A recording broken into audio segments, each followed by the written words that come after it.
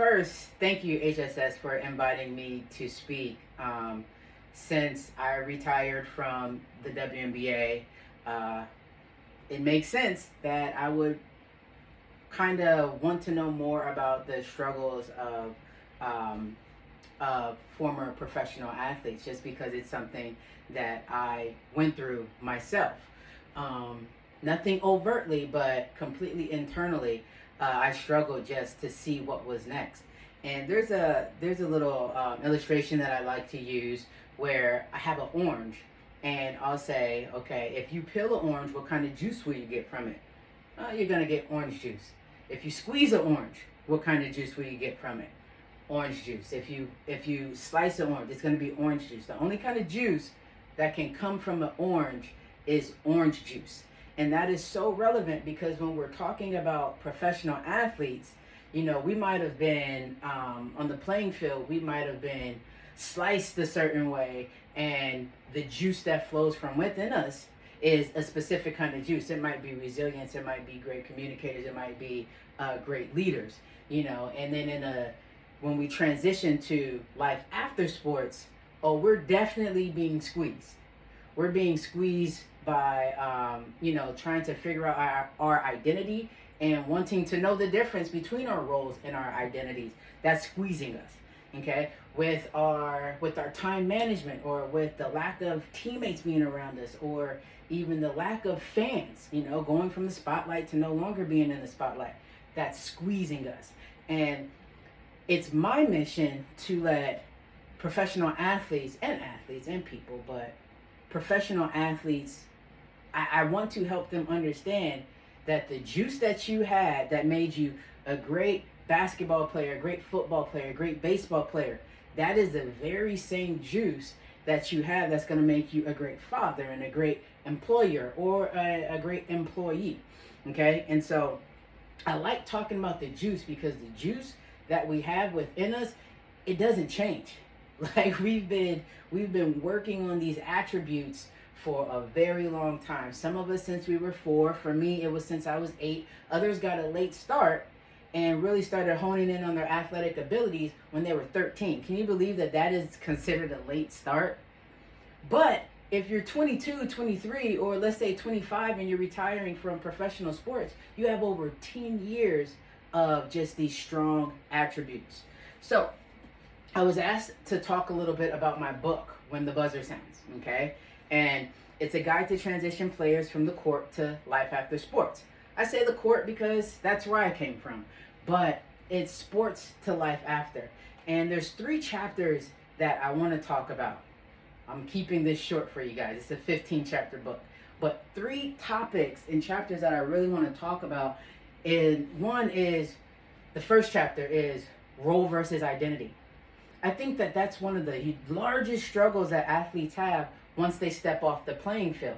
Because now, for so many years, our whole identity has been wrapped up into our role. Our whole identity, for me, had been wrapped up into being not just a shooter, but a long-range 3-point shooter. I was a scorer. I had such a great role, and now you take me off the court due to injury, and it's like, well, nobody's really checking for my jump shot right now.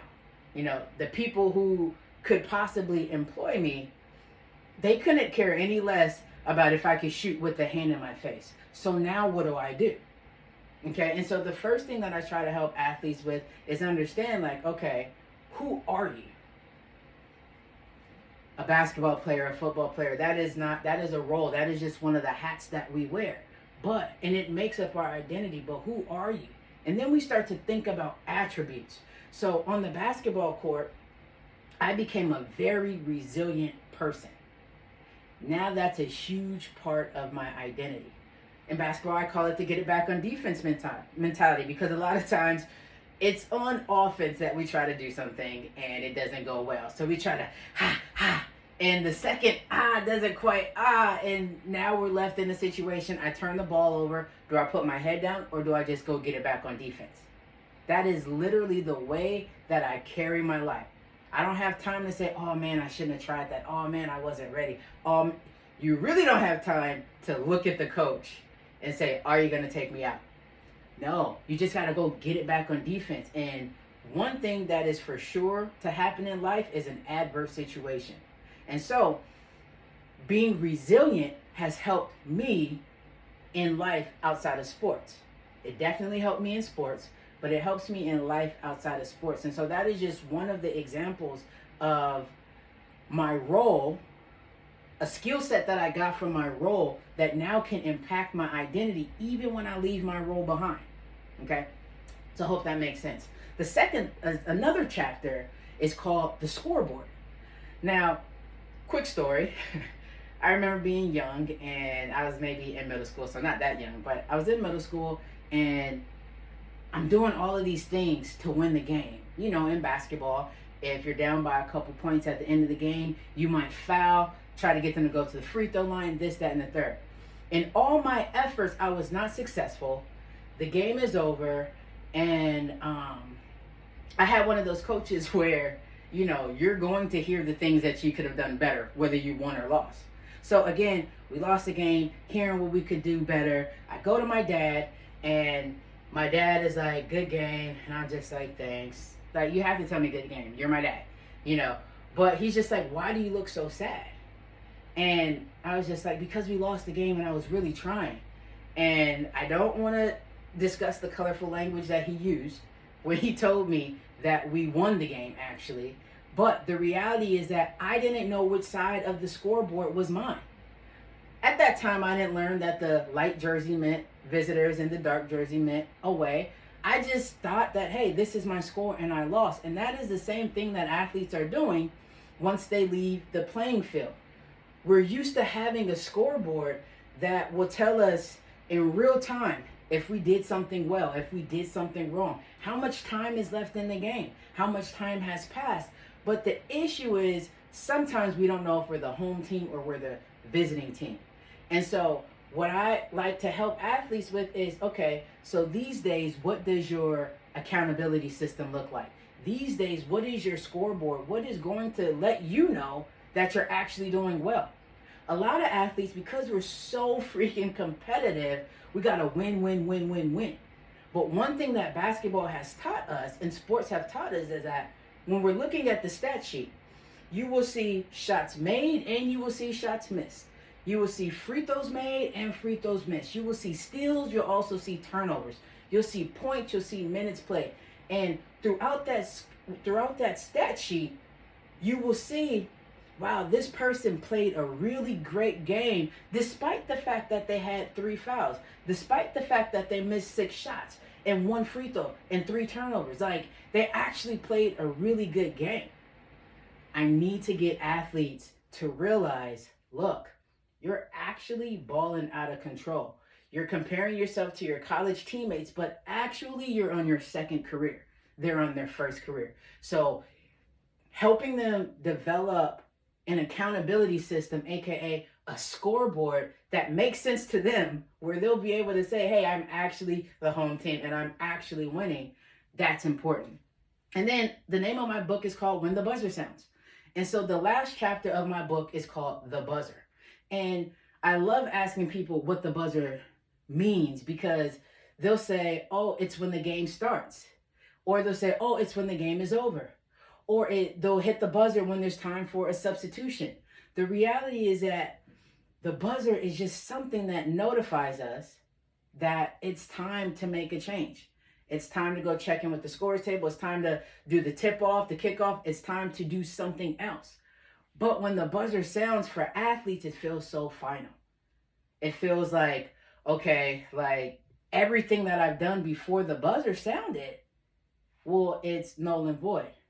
The reality is that that might be the final buzzer for sports. But when you walk out of something, you're walking into something else. When you leave a door, you're entering a room, or you're entering an outside space or something else. And just because I go from here to here, I might change my clothes, but I'm still who I am. And that's the big part about separating your role from identity. When you look at all the things that you've become and all the experiences that you've had in your playing career, you have to take those to the next thing. You have to take those to parenthood and your new job and your new endeavor, and you have to take it everywhere with you, because nope, not have to. You get to. You get to take it everywhere with you. It is a privilege to have these experiences, and my work is to make retired athletes realize that, look, just because you change your uniform, you have on different sneakers, that doesn't mean that you're not a boss. Point guards, quarterbacks, you're amazing leaders. You know, like, there are all these things that make us great. And so when we transition from sports to life after, we have to realize we are still that same person with those great attributes. Yes, we struggle separating our role from identity. Yes, we struggle to see that we're winning, you know, because we don't have the same scoreboard. And yes, when the buzzer sounds, we get to take our dopeness from our playing experience and bring our dopeness to a different area in our lives. And so I was just asked to talk about my book a little bit, because this is stuff, I'm not like Erwin, I haven't been doing it for 30 years, but I have been playing basketball for a long time. And this is really important work to help people with transition. We all transition, and change is inevitable. Transition is not. And so when athletes go through the big change, I want to make sure that they have the skills to transition appropriately.